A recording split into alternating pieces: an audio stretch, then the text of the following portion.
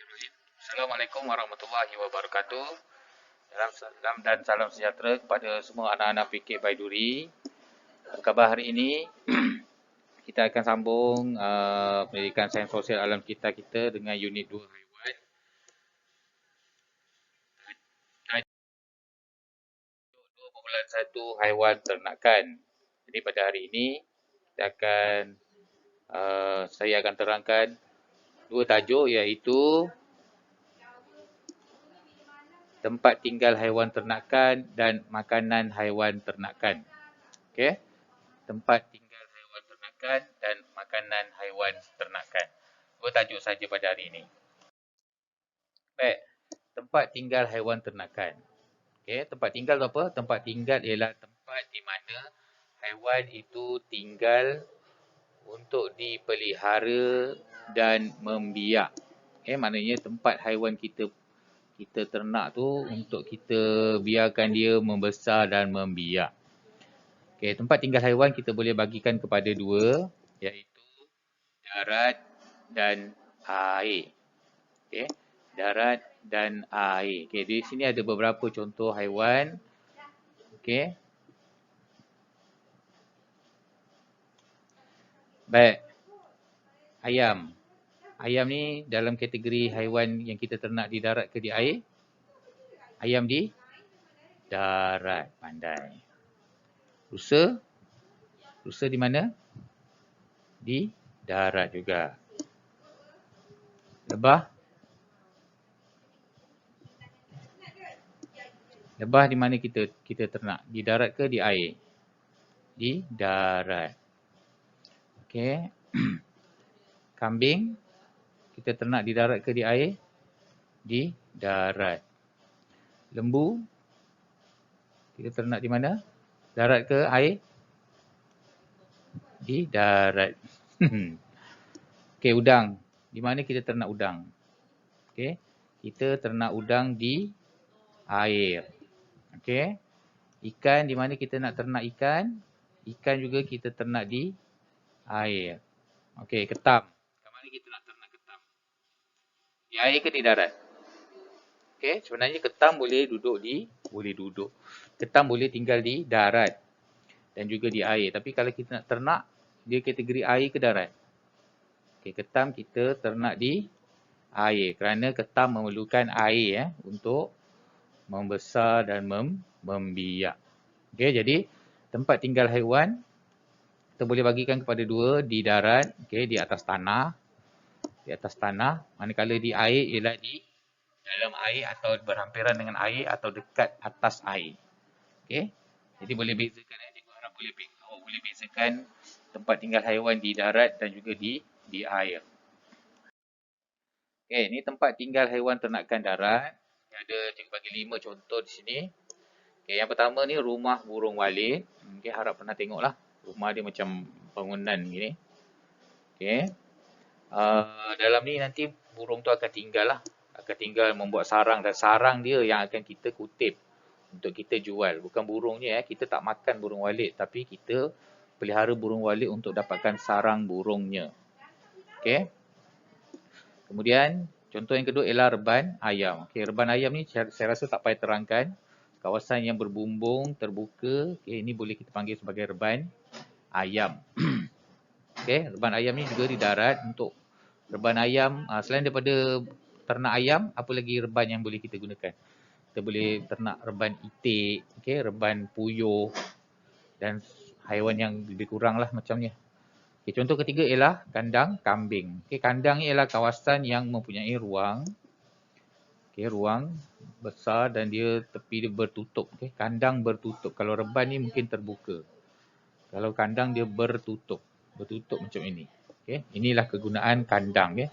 Kandang ni kandang kambing lah. Tapi boleh juga kita gunakan untuk kandang lembu, kandang kuda, okay, kandang kerbau dan sebagainya. Contoh yang keempat, rumah lebah. Okay, ini rumah lebah.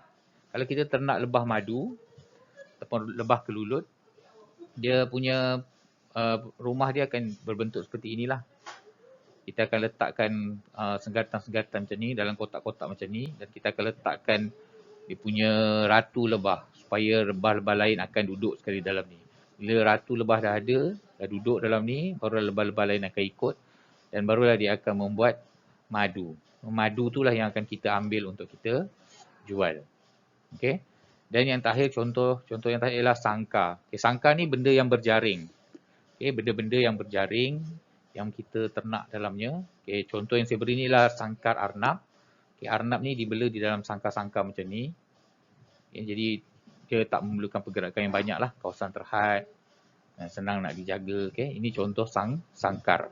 Jadi tempat tinggal haiwan di darat, saya boleh bagikan 5 contoh. Rumah burung walit, reban ayam, kandang, rumah lebah dan juga sangkar. Seterusnya, tempat tinggal haiwan ternakan di air. Okay, untuk ternakan di air, pertama kolam ternakan ikan. Okay, kolam ternakan ikan seperti inilah. Ini kolam tanah, maksudnya kita gali tanah tu untuk kita buatkan kolam.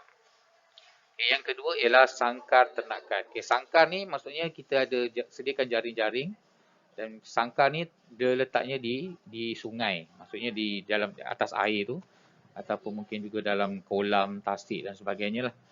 Dan dia terapung. Okay, sangkar ni jenis terapung, dia tidak kekal di satu tempat. Tapi kalau kolam ni dia kekal. Maknanya bila kita dah gali kat situ je. Kalau sangkar ni dia mungkin boleh bergerak-gerak. Okay, contoh yang ketiga ialah kolam fiber. Okay, ini fiber optik dan kita jadikan di kolam untuk kita ternak ikan dalam ni. Okay. Kalau ternakan udang pun kita akan gunakan kolam yang macam ni jugalah. Kolam udang. Okay. Kalau udang galah ataupun udang yang kecil macam tu, kita boleh ternak dalam kolam fiber seperti ini. Okay, contoh yang keempat ialah tukun ikan. Tukun ikan ni maksudnya kita letak tukun di dalam laut semula jadi supaya dia ikan ni hidup di sini dan kita boleh tangkap dia. Okay. Selain daripada tukun ikan, kita juga boleh letakkan tukun kupang. Sebab kupang juga kita boleh ternak. Tukun kupang dan sebagainya lah. Dan contoh yang kelima ialah aquarium. Tapi ini aquarium fiber. Okay. Berbanding dengan kolam besar, tapi aquarium dia saiz yang lebih kecil. Okay. Aquarium saiznya lebih kecil dan senang boleh ditingkat-tingkatkan lah.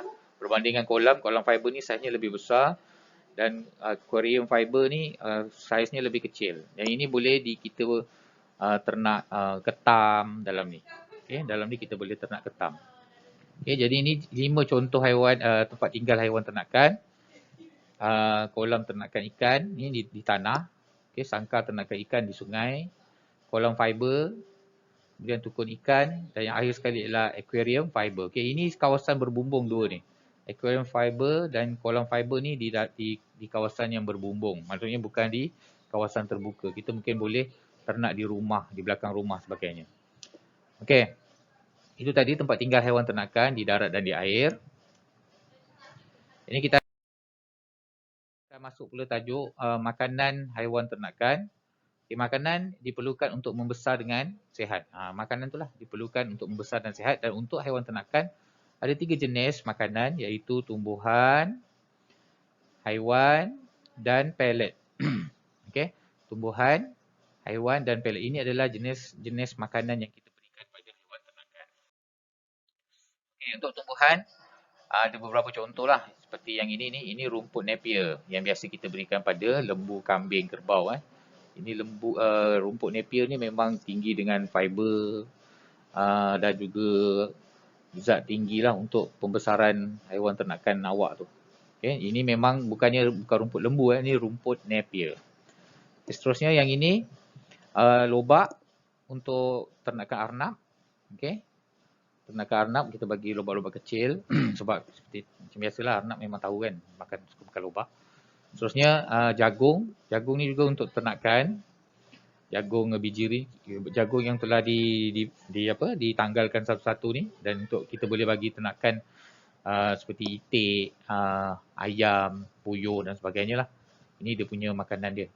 Okay, lepas tu kita boleh gunakan pelepas sawit juga sebagai tumbuhan, sebagai makanan kepada haiwan. Dan yang ini bukan kita bagi bunga tetapi untuk kita ternak lebah, kita perlu sediakan kawasan untuk lebah-lebah tu ambil madu daripada tumbuhan. Jadi kalau kita nak ternak lebah, pastikan persekitaran kita tu ada sumber-sumber makanan lebah untuk dia buat madu. kat kawasan yang kita ternak tu lapang kering kontang je, kesianlah lebah tu dia tak boleh cari makanan. Okey, jadi kalau ada taman bunga ke tasik ke hutan ke, baguslah. Sebab kualiti madu tu berdasarkan apakah tumbuhan yang ada di sekeliling rumah lebah itu. Okey, ini makanan haiwan ternakan daripada tumbuhan. Seterusnya makanan daripada haiwan pula, tak banyak haiwan yang kita bagi makan daging. Okay. Kita bagi makan berasaskan haiwan ni tak banyak. Contohnya macam ini biasanya haiwan yang kita gunakan ni daripada ikan lah, sebab ikan lebih murah dan senang didapati. Sebab kalau ikan tak ada, maksudnya bila orang dah tangkap ikan tu tak dijual, ikan tu kita boleh jadikan dia sebagai ikan baja macam ni. Kita proses, hancurkan dan kita bagi kepada haiwan ternakan kita. Contohnya haiwan yang makan daging lah, macam ketam, ikan. Ikan kan dia makan makanan ikan, makan daging. Lagi apa? Janganlah bagi lembu pula makan ikan ni, tak sesuai. Kita bagi haiwan ternakan yang makan daging. Okey, yang ini pula pastikan ini bukannya kita bagi serangga tu, tapi kalau kita nak bela kawasan kalau kita nak bela burung walit, kita kena pastikan kawasan sekeliling rumah burung tu ada sumber-sumber makanan dia. Okey, sebab kalau tak ada sumber makanan, burung pun dia tak boleh nak cari makan dan dia akan pindah pergi ke tempat lain. Burung walit dia makan serangga. Jadi kalau dia jumpa serangga-serangga ni, dia akan lebih senang tinggal di suatu kawasan. Dan yang terakhir, pellet. Pellet ni yang paling mudah. Ini memang teknologi yang peternakan yang paling mudah lah. Pellet ni ialah makanan proses, ada pelbagai saiz. Okay, yang kecil ni, ini untuk ternakan ikan. Ini memang dalam ni memang telah diperkayakan dengan vitamin, zat besi dan sebagainya lah untuk ikan ternakan awak tu cepat besar. Okey. Ini untuk haiwan lain, untuk untuk arnab, untuk lembu pun ada, untuk ayam pun ada. Okey. Pellet macam dedak lah lebih kurang. Tapi dalamnya memang dia dah penuhkan dengan vitamin-vitamin, fiber dan sebagainya. Okey. Dan kos untuk pellet ni sebenarnya pun mahal juga. Jadi kos makanan haiwan ternakan ni sangat tinggi. Kalau kita nak ternak nak ternak haiwan ni, kos makanan dia yang paling tinggilah. Okey, pellet ni ada macam-macam jenis dan dia ada khasiatnya tinggi, tapi dia juga ada keburukan dia lah. Sebab dia makanan proses, jadi mungkin dia akan mendatangkan efek kesan bau lah kepada haiwan ternakan yang kita ternak itu. Okay, sebab biasanya haiwan yang kita bagi makan pellet ni, dia akan ada bau sikit. Okey, itu saja. Itu saja tajuk hari ini, tempat tinggal dan makanan haiwan ternakan. Jadi untuk tugasan pada minggu ini, buat latihan 12 dan 13 dalam modul pendidikan sains sosial dan alam sekitar. Okay, itu saja untuk minggu ini. Sekian. Selamat maju jaya. Assalamualaikum. Bye.